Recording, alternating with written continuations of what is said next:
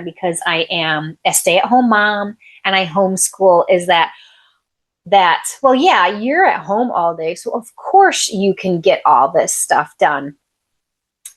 And I don't know exactly why those comments come up from people, but I have heard it, plenty of times that I'm talking about it today. And to say, oh gosh, how do I say this nicely? So we all have the same 24 hours in the day, right?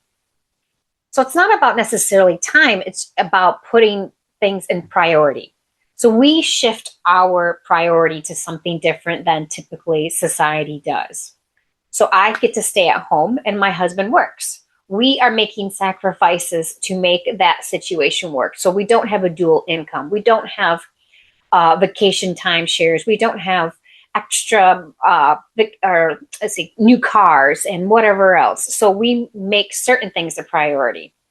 We also make homeschooling and homesteading a priority. And everybody has a choice to take whatever they want and whatever they think is a priority and make that a priority. We all have that time. We can all make shifts in lifestyle and different societal type of things and shift them to make it into a priority.